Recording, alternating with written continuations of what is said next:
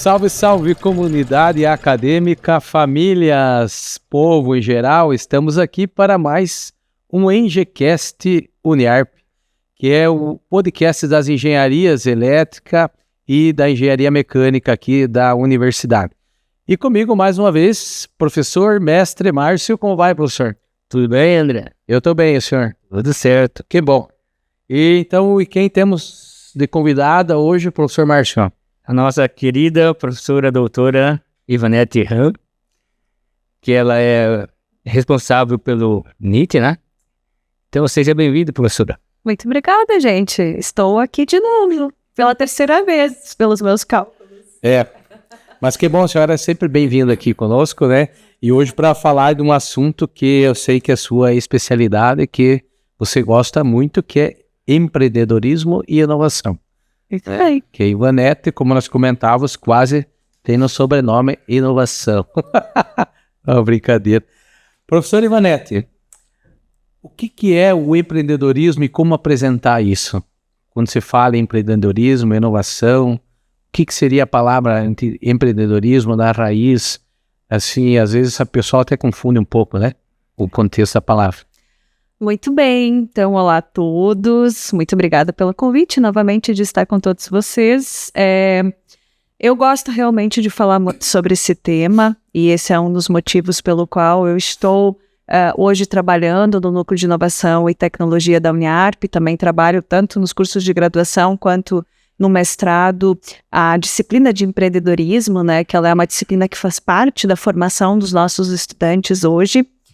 E é muito interessante começar com essa pergunta, porque a maior parte das pessoas, elas confundem termos quando a gente fala de empreendedorismo. Então, eu vou separar o conceito que eu vou trazer em teoria e prática, porque eu acho sempre que quando a gente separa teoria e prática, as coisas ficam um pouco mais fáceis de serem compreendidas. Mas quando a gente vai para a teoria, dentro da literatura, nós temos uma série de estudos, nós temos um corpo teórico sobre empreendedorismo.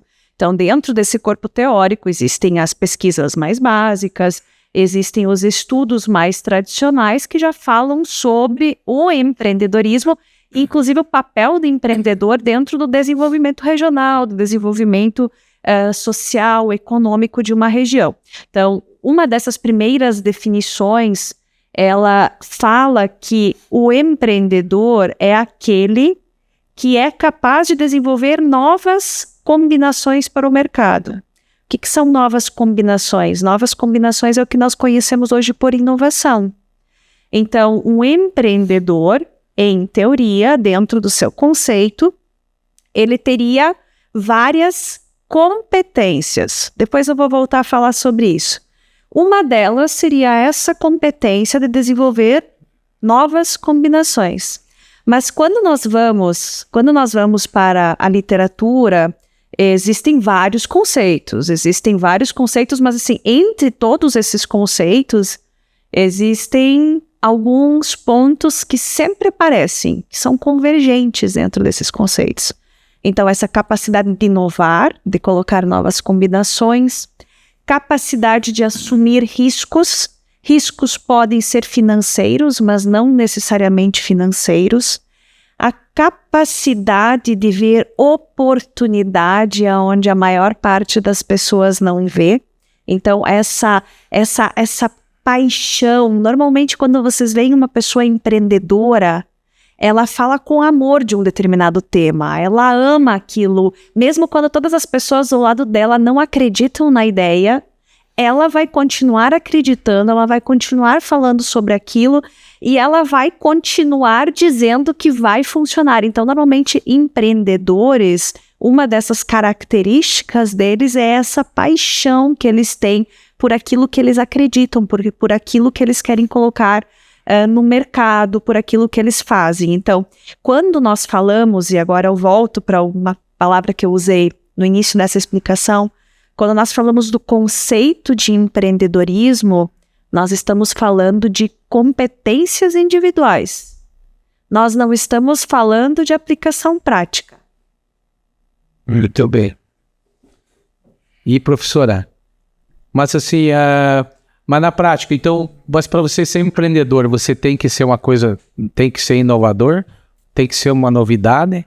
Ou como que pode ser isso? Eu posso ser um empreendedor, mas com uma ideia que já existe de alguém?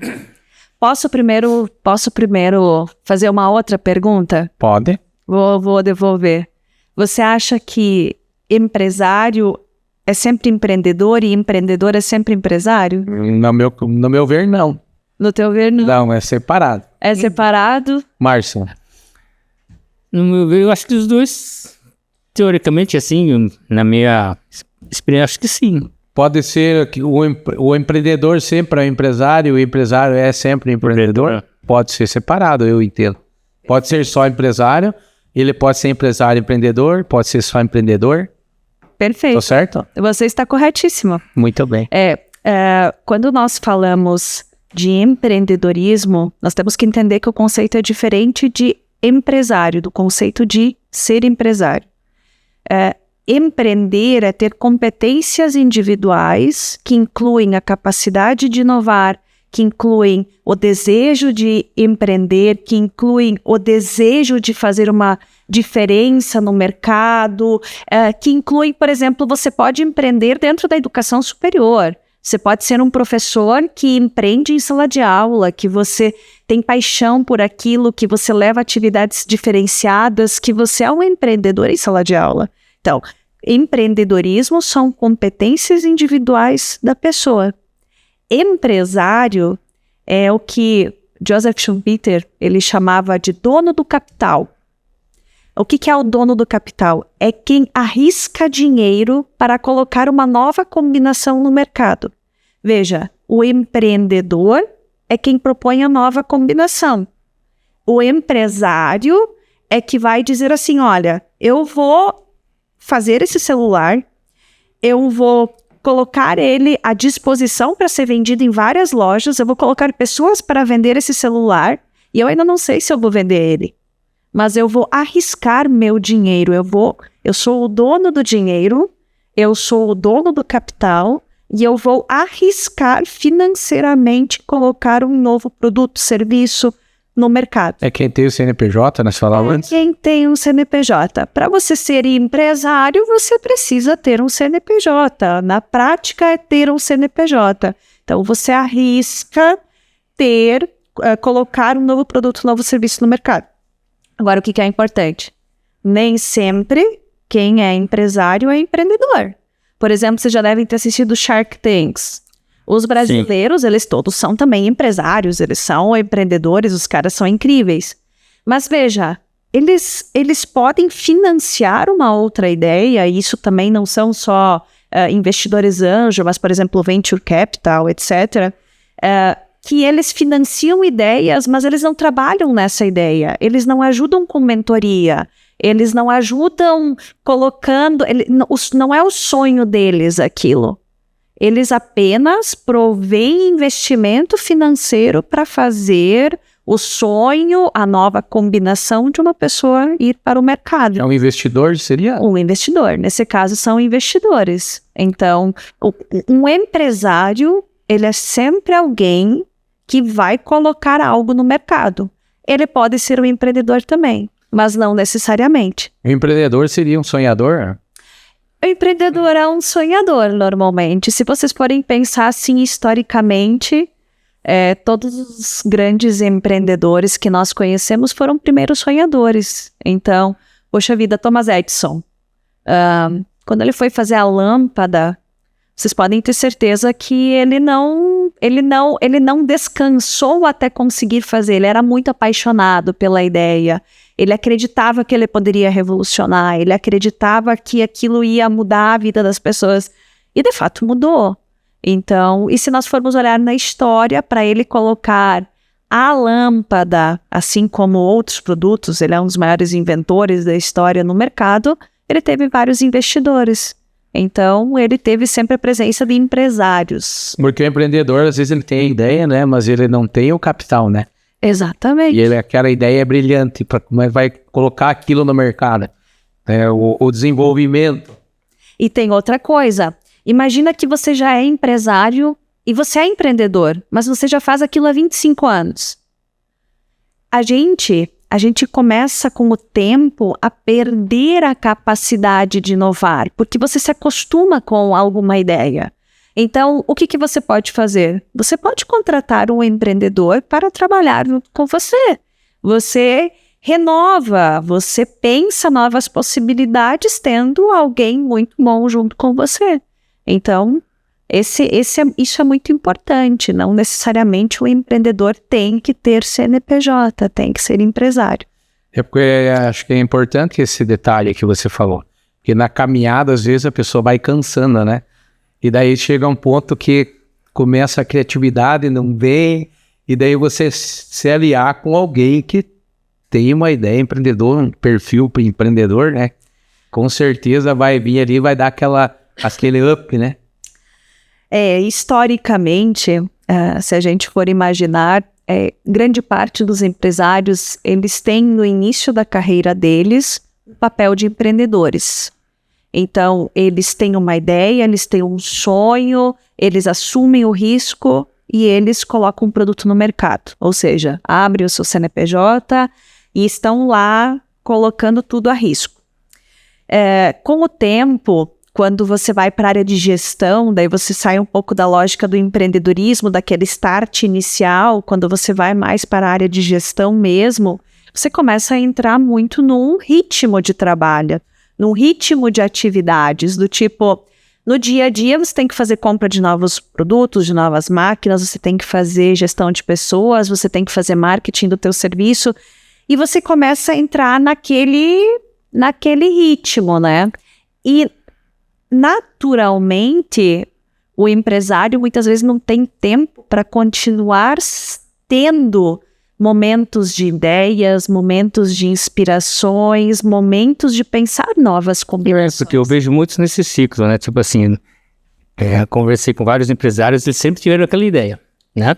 Começaram assim, depois de repente eles começaram a vender, deu um boom no produto dele ou na ideia dele.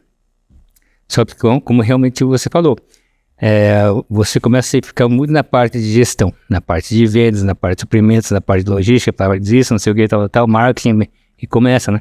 E você não consegue mais aperfeiçoar ou melhorar aquele produto ou serviço. E é aí que eu vejo que é a falha de muitos, né? Porque começa a declinar o produto e a concorrência vê, né? Se o seu produto ou serviço, né, vê que é bom e teve aquele boom, o pessoal vai continuar, né? Que é muita coisa. Quando começar, eu lembro dos primeiros podcasts que eu assisti.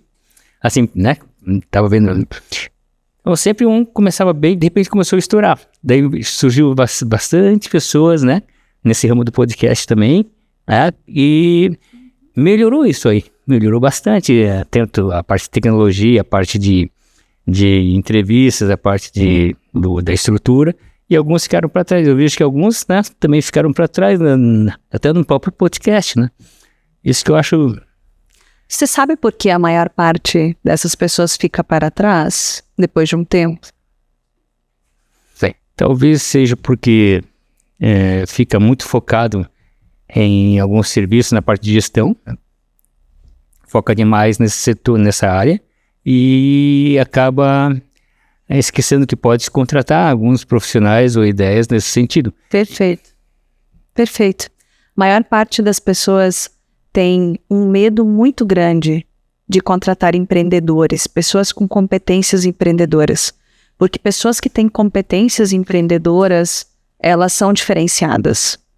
Só que elas são conhecidas no popular, digamos assim, por gênios difíceis, por serem difíceis de lidar, às vezes por serem teimosas. Existem vários adjetivos para essas pessoas, mas normalmente são pessoas que são capazes de fazer o teu negócio prosperar.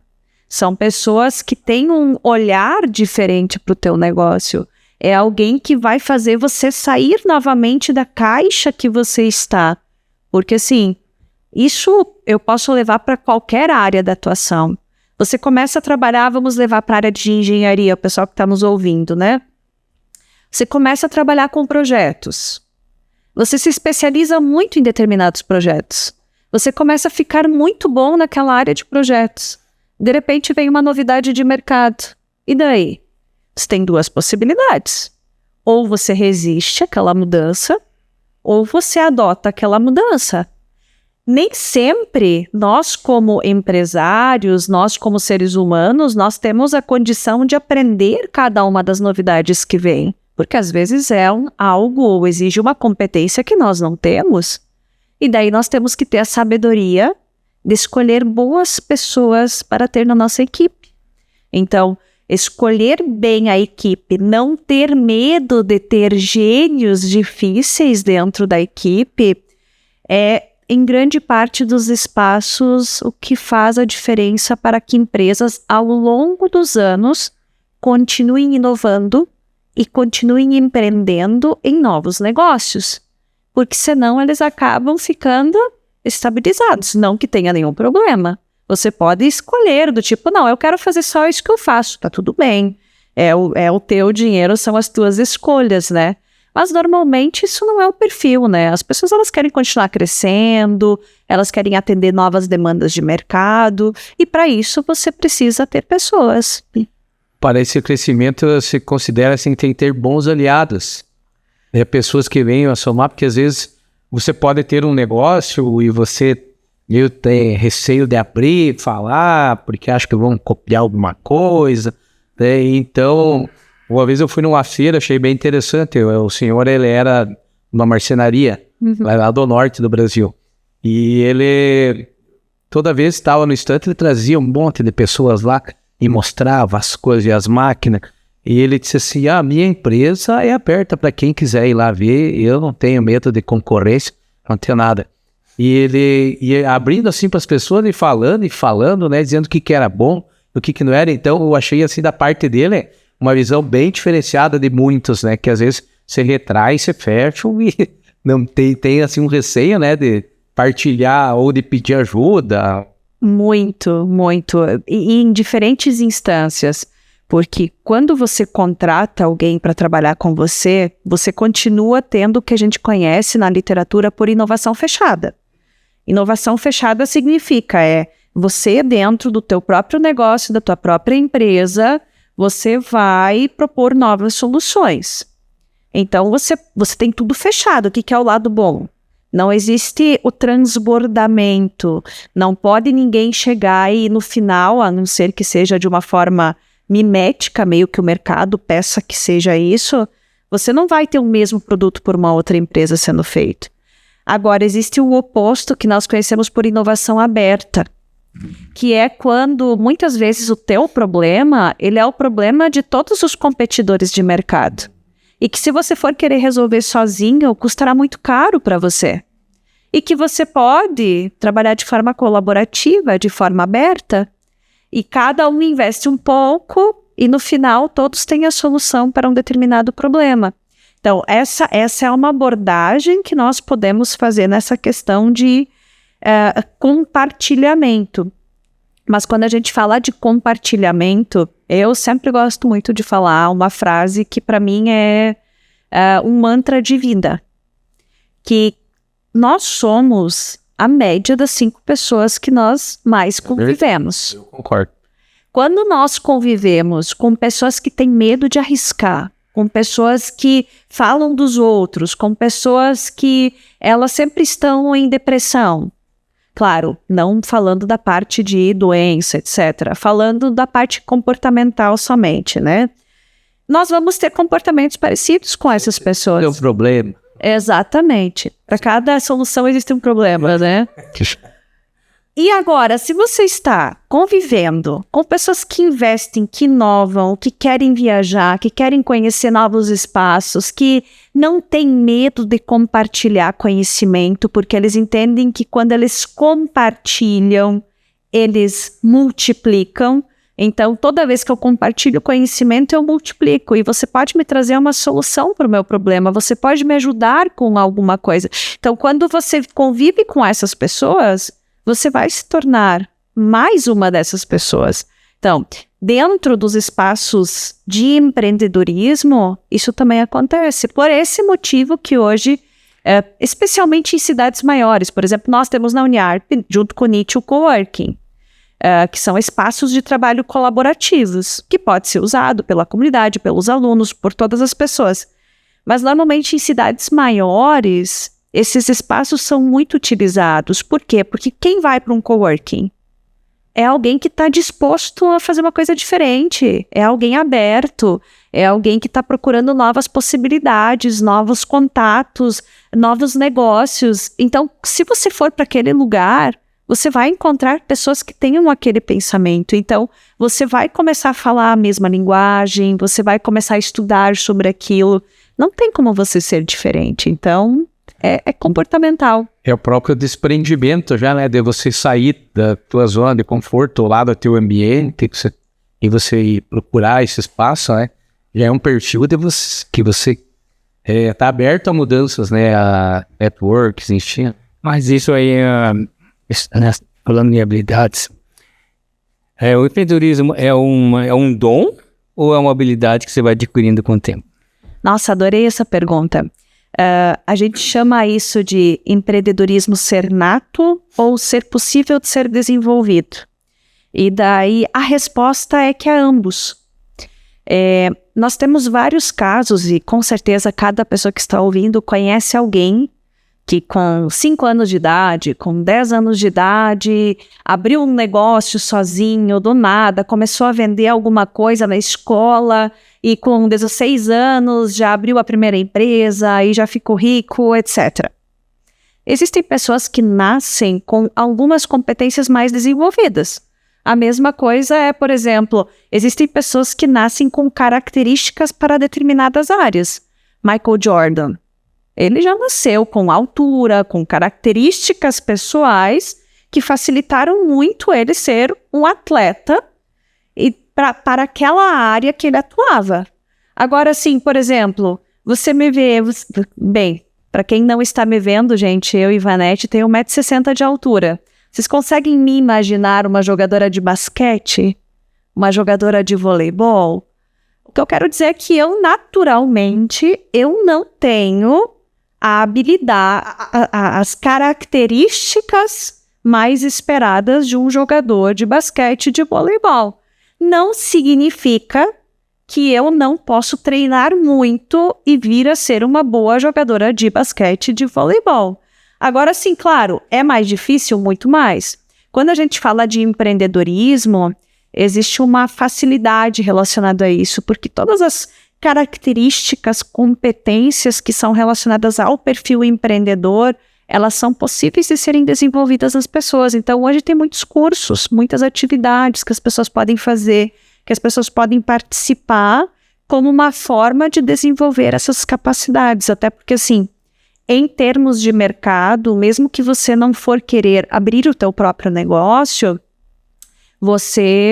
essas competências empreendedoras, elas são muito bem vistas para você atuar em outros espaços, outros empregos, podemos dizer assim. Então, são competências muito interessantes para quem está se formando, para quem deseja ir para o mercado.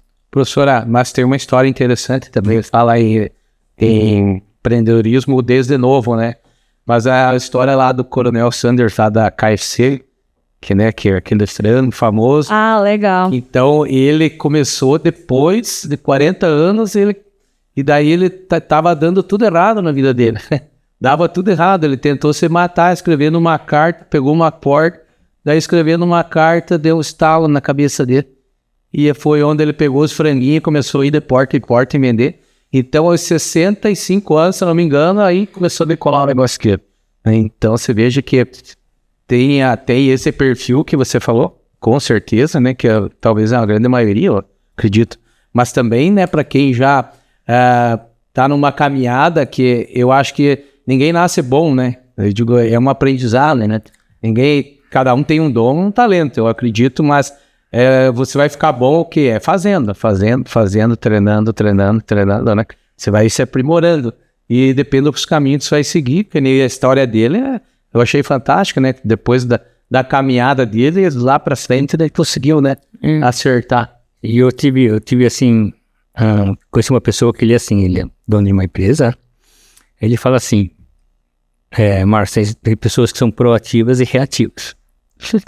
Mas todos eles, se você precisar e botar pressão ou necessidade, eles conseguem inovar, fazer a inovação para melhorar um processo, para melhorar isso, não sei o que, tal. Não sei se às vezes é necessidade ou alguma coisa que faz a pessoa... A gente tem 2 tipos de empreendedorismo. Nós temos o empreendedorismo por oportunidade e o empreendedorismo por necessidade. E veja que interessante, normalmente as pessoas, porque eu tenho que dar mais um outro conceito muito importante para fazer tudo isso sentido. Quando a gente fala de empreendedorismo, existe o empreendedorismo de novos negócios, que é abrir a própria empresa, e existe o intraempreendedorismo, que é quando você atua, é empreendedor dentro de uma empresa existente. E daí vocês vão dizer, mas não é a mesma coisa. Daí eu digo assim, tá, o cara que é CEO da Coca-Cola, vocês acham que ele não tem competências empreendedoras? O cara é ótimo. Então, ele tem todas as competências, mas ele tem motivações diferentes. Então, o que faz a diferença entre uma pessoa ser empreendedora de novos negócios e ser intraempreendedora são motivações pessoais. Por exemplo, eu nunca vou me esquecer, eu tive um aluno que ele trabalhava num determinado espaço de trabalho, mas ele não era muito feliz no lugar. Por quê? Porque ele tinha que usar uniforme, porque ele não podia usar os piercings que ele gostava de usar, porque ele não gostava da cultura da empresa, dos horários de trabalho, etc, etc. E um dia eu falei para ele, outra coisa, ele não gostava de hierarquia. Assim, do tipo, não, eu não gosto disso, eu não gosto de ter que me reportar ao professor Márcio, me reportar ao professor Ederson, etc. E eu virei para ele e falei assim, cara, você tem que ter o teu próprio negócio para você ser o teu próprio chefe, para você dizer a roupa que você quer que os teus trabalhadores e que você possa usar, para você dizer quais horários você vai trabalhar e para você estabelecer a tua própria cultura empresarial. Veja, essas características individuais dessa pessoa fazem com que ele seja mais propenso a ter o próprio CNPJ dele. Por quê? Porque ele não se enquadra, ele não se sente encaixado dentro desse outro espaço.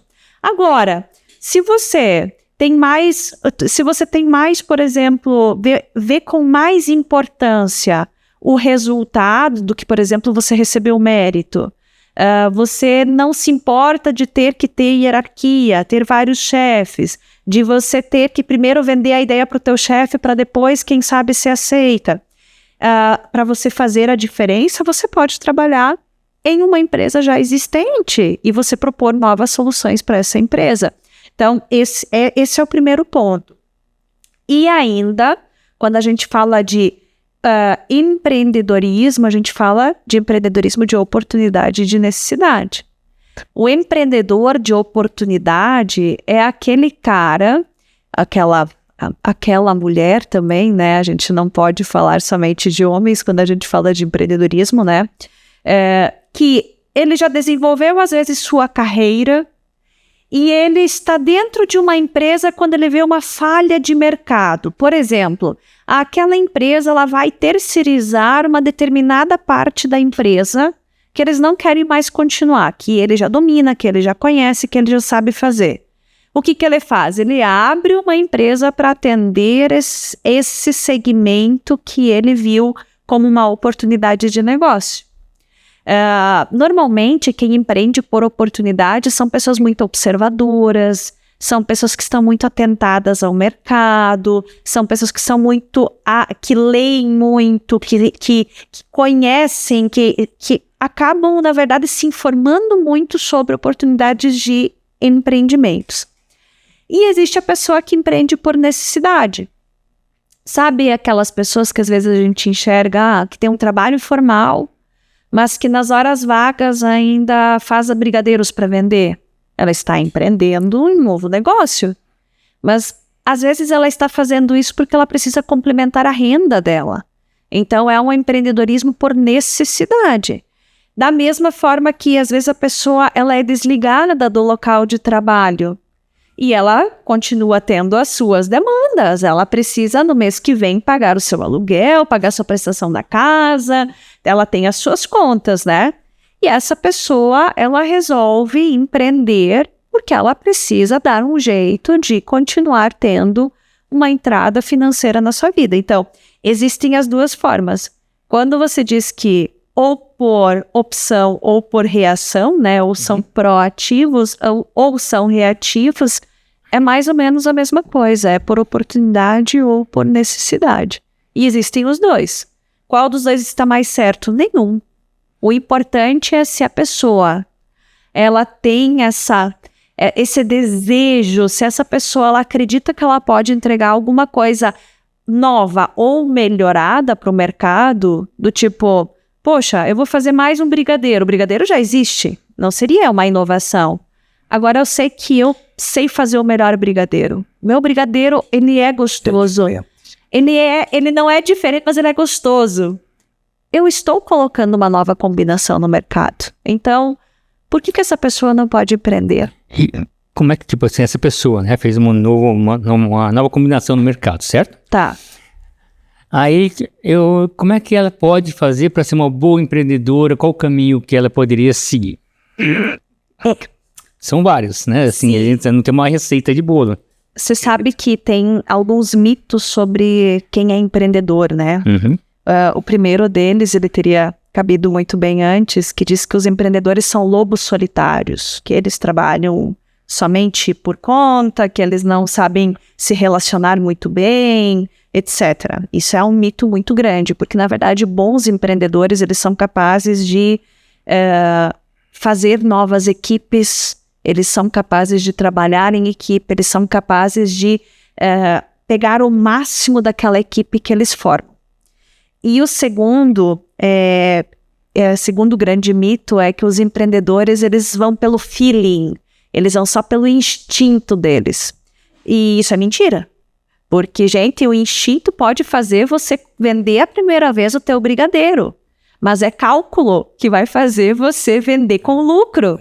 Então, quando você resolve empreender, você precisa planejar. Você precisa colocar o teu negócio no papel. Você precisa entender o que você vende, para quem você vende, como você vai vender, por quanto você vai vender e como que isso vai se refletir em desempenho financeiro para você, porque no final, grande parte dos empreendedores, eles abrem novos negócios para ter resultados financeiros. Então, primeiro passo é planejamento. É porque você vai pôr um produto no mercado, como você falou, né? Daí você tem que saber, você tem que fazer conta. E daí você vende, e chega no final, nada acontece, mas daí você... Então, acho que tem que também, às vezes, ter uma assessoria, né? Às vezes a pessoa não tem todo esse conhecimento, né? Esse feeling daí ele vai ter que buscar ajuda, um auxílio. Precisa, porque às vezes começa a envolver leis. Começa a envolver leis, né? No caso de brigadeiro aí, né? Leis sanitárias, né? E entre outras, que o teu produto encaixa em qual segmento, né? E aí você tem que começar a fazer outros estudos em cima disso. E às vezes, né? Tipo assim, fica difícil para a pessoa que ela é uma pessoa criativa, querer fazer as coisas, né? E ter que trabalhar e descobrir tudo. Profissionalizar o negócio. Hoje nós temos, para ajudar empreendedores novos, e fica a dica, uma série de infraestruturas de suporte. Empreender há 10, 15 anos atrás era imensamente mais difícil do que é hoje. Então, hoje qualquer empreendedor, por exemplo, da nossa região, ele pode contar com o suporte de várias instituições, primeiro aqui dentro da própria universidade, por exemplo, nossos estudantes, nossos professores, eles podem procurar a gente no Núcleo de Inovação e Tecnologia, a gente orienta os primeiros passos, a gente muitas vezes ajuda a desenhar, fazer uma primeira imagem sobre aquele negócio que eles estão pensando. E quando a pessoa se anima e vê que aquilo tem potencial, a gente costuma encaminhar para os outros espaços de suporte ao empreendedorismo. Então, o que são esses espaços? Quando já é um negócio estabelecido, um negócio que precisa de consultoria, às vezes precisa de suporte para melhorar algum processo. Eu não sei calcular o meu custo de produção, eu não sei fazer preço de venda, ou então eu estou precisando anunciar o meu produto de uma forma melhor. A gente normalmente conta com a parceria do Sebrae, o Sebrae que tem hoje um espaço aqui em Caçador mesmo, então eles atendem esses empresários, tiram dúvidas e existe para atendimento a empresários uma X quantidade de horas gratuita disponível para que eles tenham suporte dentro dessas demandas. Quando são novos negócios surgindo, nós costumamos encaminhar para a Inova Contestado, que é o Centro de Inovação aqui de Caçador. Dentro da Inova existe um programa que se chama Programa Nascer, que é um programa de pré-incubação. O que é um programa de pré-incubação?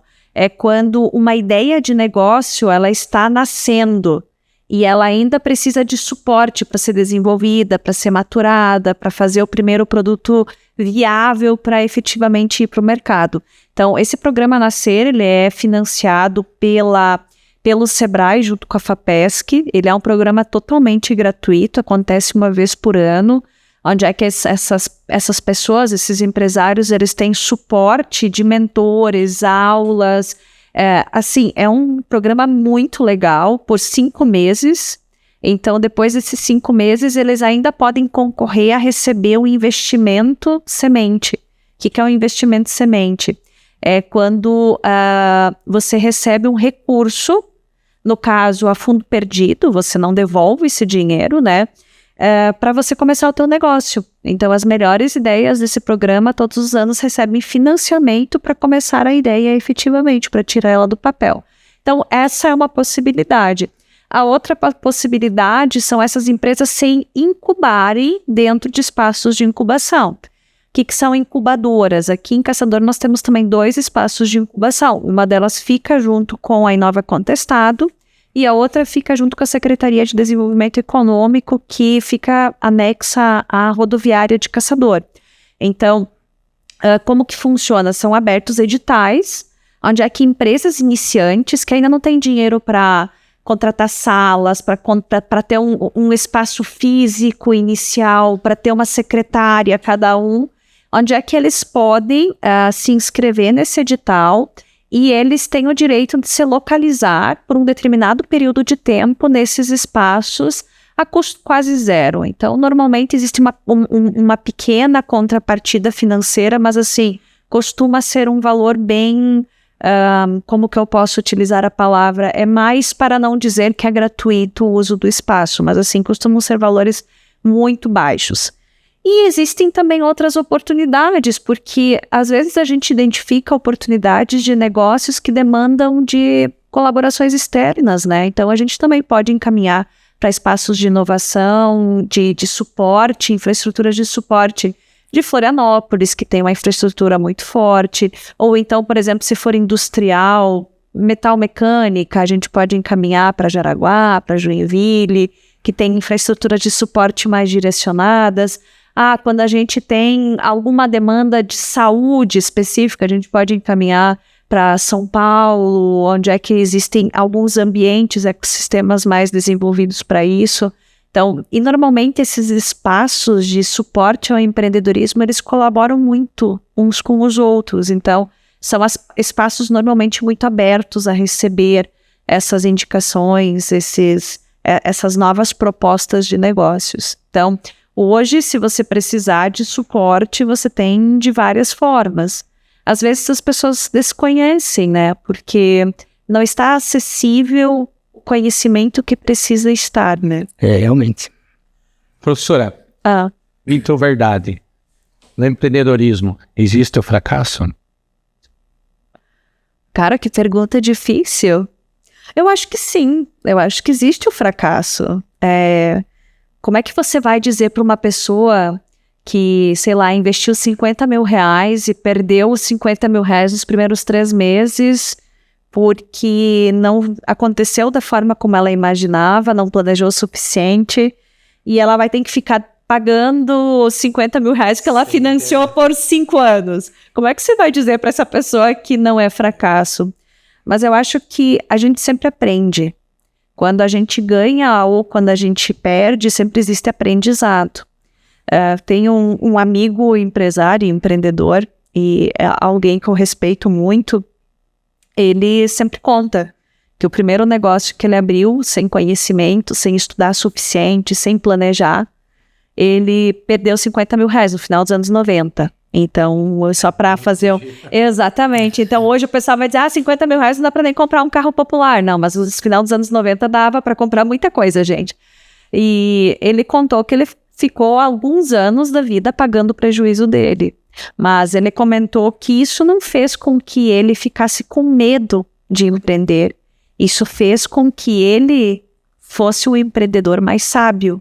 Então, antes de empreender, depois disso, ele estudou muito mais o mercado, ele planejou muito mais, ele foi conversar com pessoas que trabalhavam nisso. É algo, mentoria, né? A gente hoje fala muito de mentoria, mas nós brasileiros, nós não internalizamos ainda a mentoria. A gente tem medo de conversar com as outras pessoas. A gente ainda acha que as pessoas vão roubar a nossa ideia. E provável que alguém tenha roubado para as pessoas terem medo, né? Então, exatamente. Mas assim, a gente precisa perder isso. Porque, poxa, se eu estou querendo empreender dentro da área de engenharia mecânica, poxa vida, por que eu não posso conversar com alguém que já passou por isso, com alguém mais experiente, perguntar para ele, poxa vida, o que você fez que deu certo? O que você não me recomenda fazer? O que não vale a pena? Porque essa pessoa já passou por isso. E às vezes eu posso, em vez de subir um degrau de cada vez da escada, eu posso subir 2 degraus da escada. Eu não preciso subir sozinha e às vezes descer 3 degraus para subir de novo 1, né? Então... essa abertura, ela é muito importante. Então, assim, sim, eu entendo que existe fracasso, mas junto com o fracasso existe aprendizado. E dentro nessa trajetória do empreendedorismo, e você quer algo inovador, também com certeza você vai colecionar alguns nãos, né? Gente... Quem não está preparado para receber um não na vida está fazendo a vida de forma errada. Porque, gente, a gente recebe não desde crianças, né? Qual é a palavra que uma criança de 2 anos mais escuta? Não. Sim. É o tempo todo falando não. Então, a pessoa lá nos 20, 30, 40 anos tem medo de receber não. Eu digo, por quê? Qual o problema? A gente escuta não desde criança.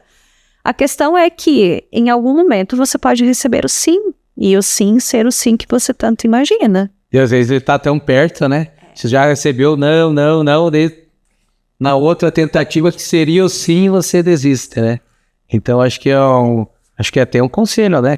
Uma coisa que pode se falar, né? Professora Ivanete. Com certeza. Eu digo assim, o não, a gente já tem. A gente sempre vai em busca do sim. Agora, às vezes, a gente precisa redirecionar a nossa forma de pensar, a nossa forma de fazer. Porque, assim, às vezes, a gente precisa entender que está no caminho errado também. Quando a gente recebe e coleciona somente nãos também por muito tempo, a gente precisa ter a sabedoria de parar, pensar, analisar, conversar com outras pessoas e ver se talvez... você não está no caminho errado. Agora, se você alinhou o teu caminho, se você acredita naquilo, se você sabe que existe um mercado e você só não recebeu o sim ainda, em algum momento esse sim vai ser. Porque em algum momento você vai encontrar alguém que esteja vendo a mesma oportunidade que você. E isso vai ser um sim. Então, às vezes você precisa apenas aguentar mais um pouco. E detalhe, inovações, por sua natureza... as pessoas têm tendência a resistir a elas. Ao diferente. Exatamente. Você propõe qualquer coisa nova. Gente, não precisamos nem falar de negócios. A gente pode falar assim, vamos mudar a organização dos móveis dessa sala. Metade das pessoas, pelo menos, vai dizer, para quê? Mas tá bom assim. Não tem necessidade. Outros 30% vão reclamar da forma que você reorganizou. Os outros 15% não vão reclamar, mas não vão colaborar, não vão ajudar, não vão fazer nada. Faça sozinho. Exatamente. Exatamente. E agora, assim, sempre vai ter uma quantidade de pessoas que vai entender que essa inovação, que claro, eu reduzi agora a mexer nos móveis de uma sala, ela vai ser para melhor. Então você tem que apostar nessas pessoas, porque essas pessoas é que vão convencer as demais de que vale a pena. Então quando a gente fala de colocar um novo produto no mercado, somente 2,5% da população são os adotantes iniciais, ou seja, aqueles que são inovadores mesmo, aqueles que são os primeiros a adotar, os iniciadores de uma compra de um produto. Depois que esses 2,5% compraram o produto e gostaram, vem mais ou menos uma faixa de 13% da população que são os que compram por primeiro, que arriscam um pouco mais. São os adotantes iniciais. Depois que vem a maioria, 64% da população, eles só vão comprar um produto quando ele já for reconhecido no mercado, quando as pessoas já falarem bem, quando as pessoas já tiverem boas revisões. Então, assim, tem que persistir. E tem um grupo, que é o restante dessa soma, e que não é pouco, são mais de 30% da população, que são os retardatários, que são aquelas pessoas que são tão... elas demoram muito a adotar um novo produto, uma nova tecnologia. Mas eles também, no futuro, vão vir a ser consumidores daquilo. Então, se tu tiver medo de colocar algo no mercado e tu não entender que isso é um processo, que isso é um ciclo, e que no início realmente as pessoas vão ficar com medo, você está perdendo uma oportunidade. Porque assim, vamos e convenhamos, né? Vem um carro novo, uma marca, uma fabricante de carros nova. Quem de vocês teria coragem para ser o primeiro comprador? Muitos que vai vir questionamento. Exato. Sabe o que a gente iria fazer? Em média, a gente primeiro iria ver revisões, a gente iria olhar qual que é a experiência de usuários anteriores. Se der problema, vai exatamente. Peças. Exatamente. E se todas as pessoas pensassem assim? Isso é conservadorismo, seria? Não, são perfis diferentes. São perfis de consumo diferentes. Nós temos que entender que não tem como todas as pessoas serem... Porque quem anota também lá os bem inovadores, aquele que lançou hoje no mercado, já está na fila esperando para comprar sem saber se vai ser muito bom. Se todas as pessoas fossem assim, não teria filas o suficiente, né? Não teria dinheiro o suficiente. Então são perfis. Mas é importante para você num produto inovador, né? E esse perfil, assim, qual vai ser meu tipo de cliente? É importante esse estudo. Vou fazer um produto que agrade todo mundo, mas qual que é o meu foco? Você tem que atender, ao meu ver, o que atende a tua necessidade, né? Se esse produto vai atender uma necessidade, vai resolver um problema teu, né? Um desejo seu. Eu acho que é por isso. Às vezes o meu problema não pode ser o teu, por isso pode ser o da Manete. Por isso mesmo que não atende todo mundo. Mas a questão é, isso a gente fala muito em marketing, o pessoal diz assim, eu por um tempo prestei consultoria de marketing e eu chegava, uma das primeiras perguntas que eu fazia era, quem é teu público-alvo? E a resposta que eu mais ouvia era público em geral. E eu falava, não existe isso, não existe público em geral. Não, existe sim, porque é um produto que qualquer pessoa pode comprar. Daí eu sempre fazia a piadinha do sal, né? Sal, todos vocês comem sal, né? Correto? Todos vocês consomem sal. Com certeza. Todos os dias. Eu sim. Quem de vocês compra sal? Não, é todo mundo. Só para quem está ouvindo saber, ninguém levantou a mão, tá? Então, o que eu quero dizer é o seguinte, quem é usuário do sal, ou seja, quem vai usar o produto no final, pode ser uma população maior. Por exemplo, para alimentos, isso é muito comum. Alimentos, medicamentos, alguns produtos que são os produtos do dia a dia, todas as pessoas usam. Mas quem compra, quem é o teu consumidor, o teu público-alvo, Vamos imaginar produtos como sal. É a dona de casa que ainda vai no supermercado, faz a compra e compra o sal. Então, como que eu vou fazer com que as pessoas comprem sal A em detrimento do B? Eu tenho que convencer que o sal A é melhor do que o sal B para quem vai comprar, não para quem é o usuário. Então, não existe nenhum produto que é para todo mundo, não existe público em geral. Você sempre tem um segmento, ou o que a gente chama hoje no marketing mais recente, persona, né? Então, você tem um perfil médio de quem compra o teu produto, e é com essa pessoa que você precisa se comunicar. E sobre essas pessoas adotarem esses produtos, eu sempre digo que existem duas formas de você fazer ou convencer alguém a comprar o teu produto. Quando é um produto que todas as pessoas estão esperando e que cabe no bolso delas, vamos pensar assim, uma máquina de teletransporte. Imagina que eu posso agora sair daqui e ir jantar, sei lá, em Londres e amanhã de manhã estar de volta para dar uma aula aqui. Todas as pessoas estariam esperando uma máquina de teletransporte. Imagina se eu pudesse fazer essa viagem de teletransporte a R$50. Ou seja, seria acessível. As pessoas teriam um problema para comprar ela? Não teriam? Não, todo mundo queria. Todo mundo iria desejar comprar. Então, quando você tem um produto que é muito esperado, um produto que atende muito a uma demanda de mercado, normalmente é você colocar no mercado e você anunciar dizendo, viu, eu coloquei no mercado, vocês podem vir comprar. E as pessoas vão comprar o produto. Agora, existem os produtos muito inovadores. Quando a gente fala de produtos muito inovadores, você está vendendo uma promessa. E você precisa convencer o teu cliente que ele precisa do teu produto. Isso era uma coisa que o Steve Jobs falava muito, porque ele convencia as pessoas que elas precisavam de um celular, né? Hoje ninguém mais precisa ser convencido, mas na época ele fez isso.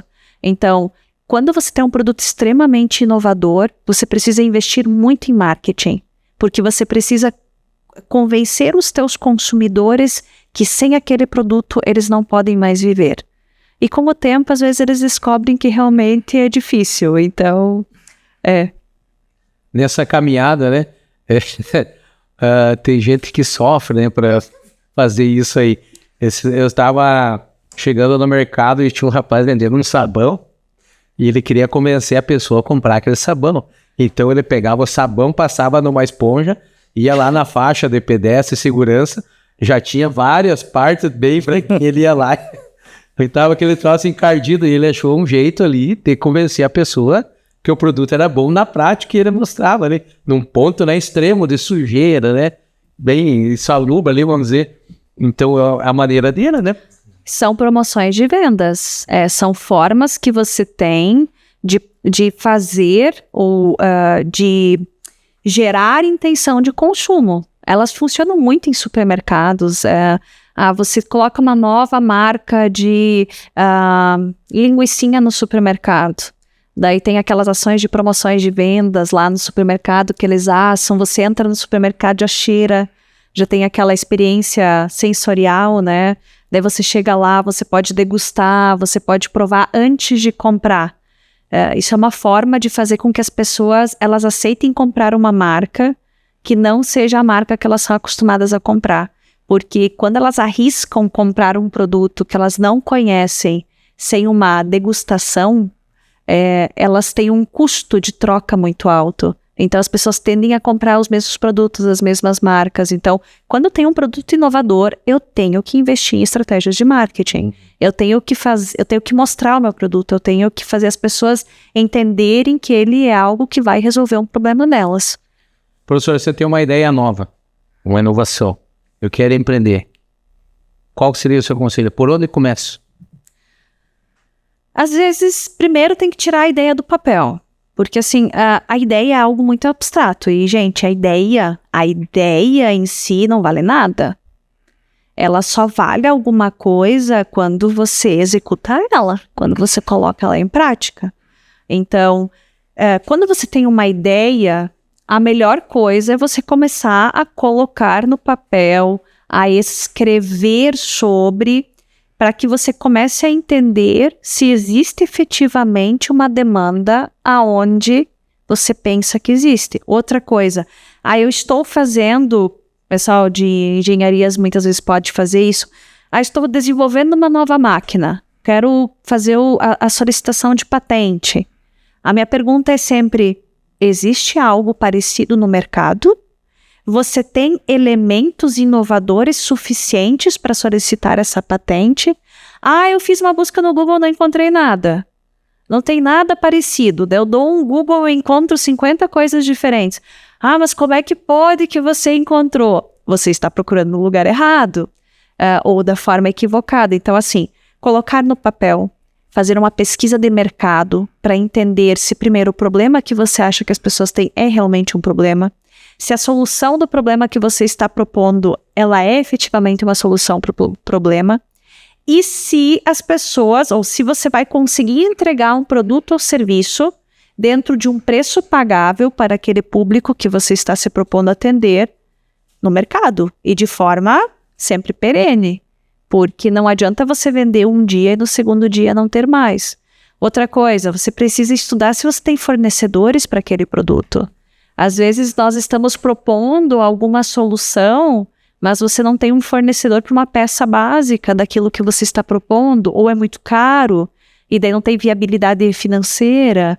Então, você precisa colocar a tua ideia no papel, você precisa estudar o teu mercado, você precisa entender os teus consumidores, para ver se efetivamente não é algo somente que eu goste e não os consumidores, né? Que esse é um ponto bem importante. Às vezes, as pessoas querem vender o que elas gostam, não o que os consumidores querem. E às vezes o teu gosto não é seu gosto. Exatamente. Às vezes o teu gosto ele é peculiar. É um gosto muito específico. No empreendedorismo, a frase, pense grande, mas comece pequeno. Nós devemos seguir isso, ou acho que é uma frase muito conservadora? Gente, é que existem muitos influenciadores da atualidade. Bastante. Muitos mesmo. E que normalmente a grande parte deles não fez dinheiro empreendendo, vendendo produtos e serviços, a não ser cursos de como ficar ricos, né? Então... podem me julgar depois, tá? Podem me julgar, não tem problema nenhum. Mas eles falam muito destituídos da realidade. Do tipo, eu pergunto para vocês, aqui da nossa região, vocês acreditam que uma empresa como a Dami já começou do tamanho que ela é hoje? Não. Ela um dia começou. Ela teve o dia zero. Vocês acreditam que a Framiport, ela começou no tamanho que ela é hoje, com o número de clientes que ela tem hoje? Não. Ela teve um dia zero, um dia do tipo, hoje eu comecei. E isso nós podemos levar para qualquer empreendimento. As pessoas têm o seu primeiro dia, o seu day one, que é o dia que elas vão começar e que, normalmente, elas vão ter que passar por fases, por processos. No início, você vai ter uma pequena equipe, então você vai conseguir gerenciar toda aquela equipe sem ter mais ninguém para te ajudar. Daí começa a ter 10 funcionários e daí você já começa a perder o controle. E daí você precisa colocar burocracia, sistemas, você tem que começar a colocar uma segunda pessoa para te ajudar. Daí tu já perde um pouco o controle sobre tudo. Daí tu tem que saber, ou eu quero continuar crescendo, ou eu vou abrir mão do controle. Enfim, daí você tem que ir profissionalizando. Eu sempre digo que cada fase que a empresa ela vai se profissionalizando, ela vai crescendo, ela vai superando obstáculos, ela vai tendo novos problemas, porque... eu vou começar a vender meus produtos para a Europa. E daí descobre que tem que atender uma série de legislações. Veja, até então ela não tinha esse problema. Ela teve um novo problema porque ela foi para um novo mercado. Mas é uma forma de crescimento. Então, o que eu quero dizer é que a frase de começar pequeno, ela é a realidade. E mesmo esses influenciadores, se você olhar eles tiveram no primeiro dia deles. Eles tiveram o dia que eles começaram a fazer podcasts, que eles começaram a falar sobre um determinado tema para que alguém depois, em algum momento, quisesse comprar o curso deles. Então, todos têm o dia 1. E isso não é ser antiquado, isso não é, você tem que pensar. Pensar grande não significa dar um passo maior que a perna. Significa dar um passo de cada vez, um passo bem pensado, bem planejado e sempre estudando muito. Para quem acha que empreender é na base do vamos fazer e ver aonde vai dar. Gente, na boa, é muito caro quando as coisas não dão certo. Então, vão por mim que é melhor planejar, que é melhor estudar, que é melhor você investir um tempo antes de você se arriscar. Piano. E o fator sorte contribui? Gente, eu acho que sim. Eu acho que existem movimentos de sorte no mercado. Tem um caso, quando a gente fala de sorte, ou eu não gosto da palavra, talvez, sorte, o acaso. Tem um caso muito conhecido que todos ou quase todos têm em casa e que talvez não conheçam a história, mas é a Netflix. A Netflix, ela começou como uma locadora de bairro tradicional e ela competia com uma grande locadora que era a Blockbuster e ela tinha problemas de se estabelecer nesse mercado e a primeira estratégia que ela adotou não foi por streaming, porque o streaming não existia na época. Não existia forma de assistir filmes, séries como existem hoje. Então, não existia tecnologia para tal. Mas já existia tecnologia da internet. Então, a primeira coisa que ela fez foi colocar os filmes dela para você poder selecionar como se fosse um cardápio online. Isso no início dos anos 2000, gente. Nós estamos falando ali, final de 98, 99, ano 2000, 2001. Então, assim, eles fizeram um cardápio de escolha de filmes, você podia escolher e eles mandavam entregar na tua casa. Só que esse modelo de negócios deles dava muito prejuízo para eles, porque a entrega e a devolução era um custo muito alto. E eles tiveram prejuízos, só que eles criaram uma experiência de mercado até quando surgiu o streaming. O streaming foi a virada de chave para eles, porque eles não precisavam mais ter o físico, a entrega, o custo. Só que assim, o que era o ponto positivo deles? Eles já tinham um website, eles já tinham assinantes, eles já tinham expertise de mercado, eles já tinham um sistema de recomendação de filmes que outras locadoras não tinham na época. Então eles foram uma empresa que se aproveitou do acaso. O que é o acaso? Streaming. Surgiu o streaming, eles investiram financeiramente para se apropriar dessa tecnologia e surgiu a Netflix que a gente conhece hoje, que todos nós, ou quase todos nós, temos na nossa casa, que a gente pode assistir os nossos filmes, nossos documentários. Esse já é do negócio, né? Tinha uma estrutura. Exatamente. Isso é acaso. Isso eu digo, todos nós temos que ter um pouco... Faltava a cereja do bolo. Faltava algo que ainda não existia e não dependia deles. Veja, nem sempre tudo depende. Quando teve a pandemia é um outro ponto. A pandemia, ela foi para muitos um azar muito grande, porque muitos empresários tiveram que fechar, foram negócios muito afetados, etc. Mas assim, enquanto alguns choram, outros vendem lenços. Então, poxa vida, você fazendo álcool em gel, na época da pandemia, você ganhou muito dinheiro. Você fazendo luvas na época da pandemia, você conseguiu fazer muito dinheiro. Uma série de produtos que eles conseguiram se posicionar, e eles não puderam prever isso, porque ninguém previu a pandemia, mas eles se aproveitaram dela. Então, foi para esses que tiveram bons resultados, foi sorte. Eu acredito em sorte, gente. Eu, inclusive, acho que eu sou uma pessoa de sorte. Com certeza, até por estar aqui hoje. Exatamente.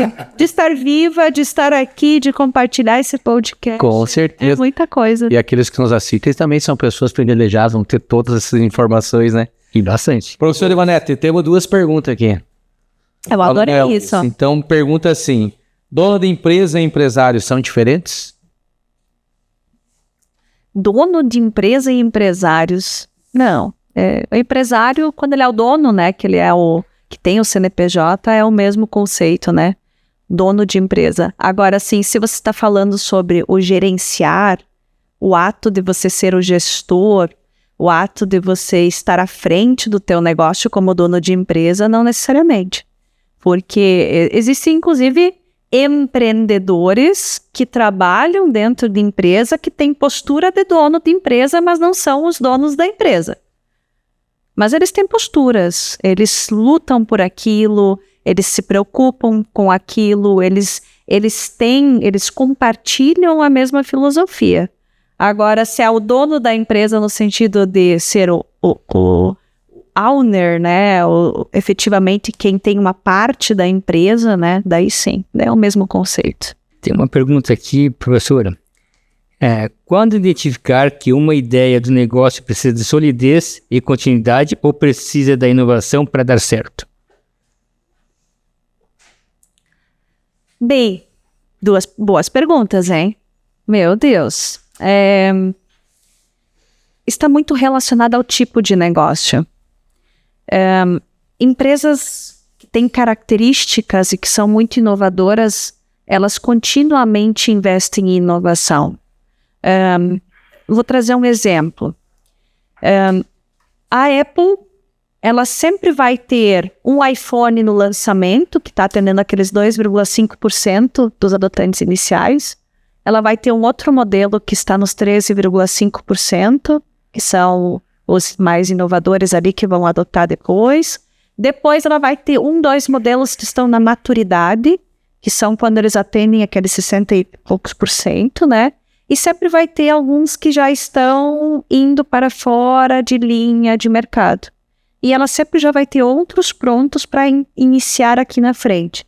Mas por quê? Porque ela é uma empresa que depende muito da inovação para continuar competitiva no mercado.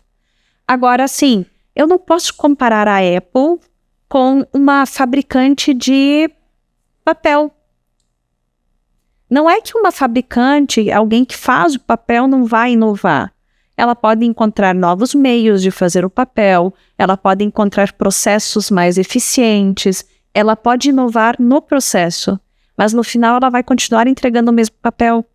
Então, veja, são conceitos diferentes e são investimentos diferentes. Indústrias tradicionais, que a gente chama de baixa e média tecnologia, eles raramente vão ter dentro das empresas setores de P&D, de pesquisa e desenvolvimento e inovação. Muito raramente. Agora, uma empresa farmacêutica, que ela vai fazer novas drogas no sentido de medicamentos, né? Ou então uma empresa de tecnologia, uma empresa automobilística, elas são setores de alta tecnologia e que eles dependem da tecnologia como um fator competitivo. Então, assim, são segmentos diferentes, são produtos diferentes. As pessoas, elas esperam uma Folha 4 quando elas vão comprar uma Folha 4. Agora, elas esperam uma novidade no automóvel quando elas vão trocar o automóvel dela. Então, por serem setores, segmentos diferentes, existe também, com certeza, uma forma diferente de você tratar a inovação e de você focar a inovação. Normalmente, organizações de média e baixa tecnologia, que entregam produtos de média e baixa tecnologia, não significa que na linha de produção eles não usem tecnologia de ponta, não significa isso. Eles têm um foco em, a gente chama isso de custo total. A estratégia é a estratégia de custo total. O principal foco sempre vai ser reduzir custo, que é onde é que eles conseguem aumentar a margem de lucro. Porque o produto final é um produto que é uma commodity, que é algo que muitos vendem e que é muito difícil tu ter um preço mais alto no mercado. Então, para tu aumentar a tua margem de lucro, você precisa diminuir o teu custo. E a diminuição de custo pode ser a automação da linha de produção, redução de erros, pode-se encontrar uma fonte de matéria-prima mais barata. Então, pode existir nesse processo de inovação, mas não no produto final.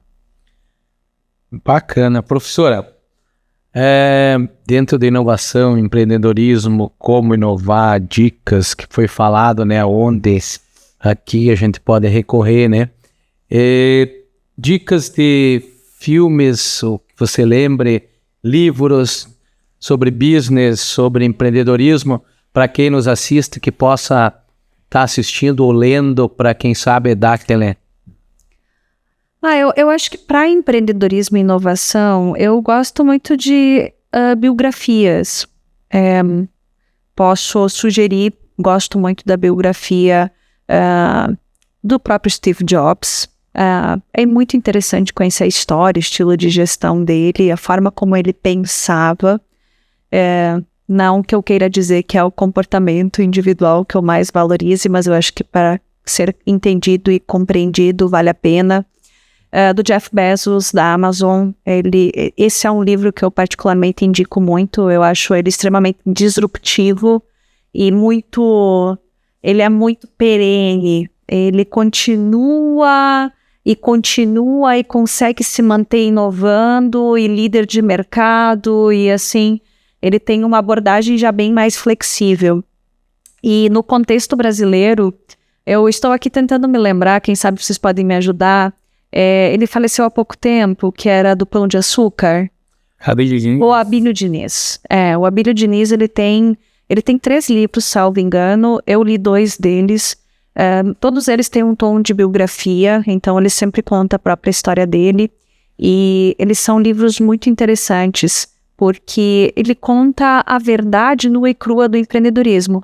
E tem também do dono da XP, que ele também tem um livro assim, onde é que ele conta toda a história, todo o fracasso dele, fracasso no sentido de dificuldades, de como foi difícil construir o negócio dele, e são todos livros assim, muito inspiradores. Então, se eu puder sugerir, e provavelmente tem várias outras, inclusive da Michelle Obama, eu não falei de nenhuma mulher, então me lembrei agora, aos 48, eu também super recomendo, porque essas biografias, elas sempre contam a trajetória.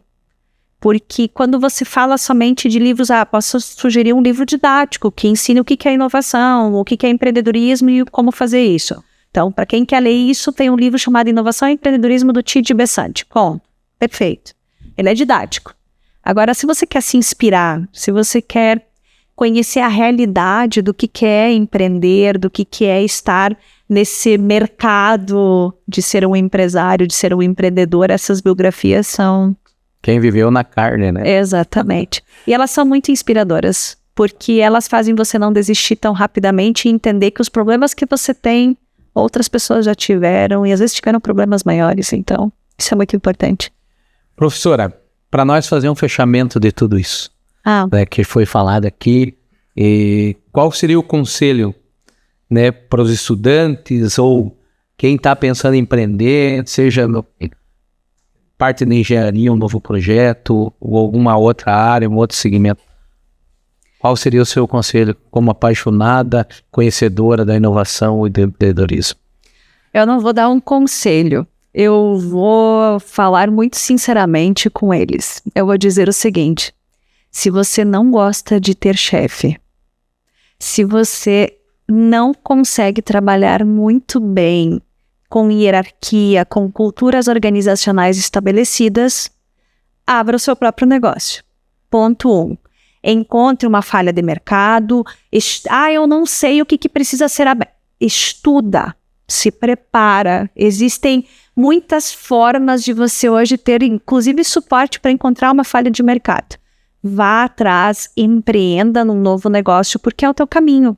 E a geração, principalmente a geração Z, que está hoje entrando no mercado, eles têm muito mais perfil para serem empreendedores de novos negócios do que para empreender dentro de empresas existentes. Então, são essas características. Então, o que eu quero dizer para eles é isso. Vão atrás, tenham o seu próprio negócio. Agora, sim, saibam que isso é difícil, que exige muito e que normalmente as histórias, quando elas são contadas, elas contam só as melhores partes.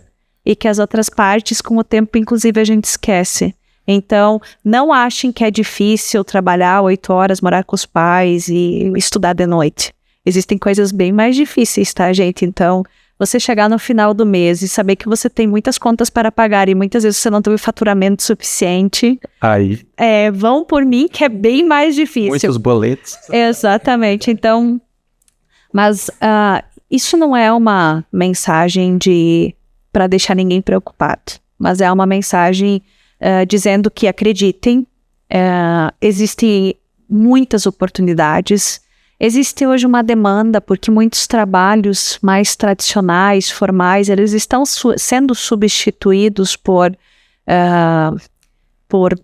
empresas, sejam microempreendedores, pequenos empreendedores, etc. Isso também flexibiliza as formas de trabalho. Às vezes você pode trabalhar em forma de home office, às vezes você dita os seus horários, etc. Mas façam isso com responsabilidade. Porque não existe milagre, gente. Não existe nada efetivamente fácil. Tudo na vida precisa ser muito bem pensado. Essa que é a verdade. A trajetória, né? Não só olhar o placar, né? Mas o desenvolvimento do jogo vai justificar. Professor Márcio. Conselho que eu dou para vocês, sejam persistentes naquilo que vocês querem. Sejam apaixonados, né, professor? Isso, apaixonados. O empreendedor é apaixonado. Meu avô sempre falava assim, Márcio, se você vê uma pessoa que tem uma ideia, mais louca que ela seja, e essa pessoa acredita com fé, com amor, com paixão, né? Vá atrás que dá certo. Acredite nela que vai dar certo. Tem o sentimento ali. Muito bem. Professor Ivanete, muito obrigado mais uma vez, foi muito enriquecedor, né? Com certeza, uma conversa bem descontraída, acho que aprendemos muito aí também, quem nos assiste sobre inovação. Muito obrigado, professora, mais uma vez, né? Sejam sempre muito bem-vindos e eu gostaria só de, para finalizar, dizer que, por favor, nos procurem se vocês precisarem de suporte, espaços de suporte ao empreendedorismo aqui dentro da universidade. Procurem o Núcleo de Inovação e Tecnologia, que a universidade está dispondo isso a cada um dos estudantes e comunidade acadêmica de forma geral. E muito obrigada pelo convite. Então, é sempre um... Fechou, você é muito bem-vinda sempre. Obrigada. Verdade. Professor Márcio. Obrigado, mestre. Obrigado mais uma vez pela mania aí. Obrigado a você, né? Então não esqueça lá, se inscreva no nosso canal do YouTube, também @engcast_uniarp lá no Instagram. Fiquem todos em Deus e até o nosso próximo Engcast Uniarp. Tchau.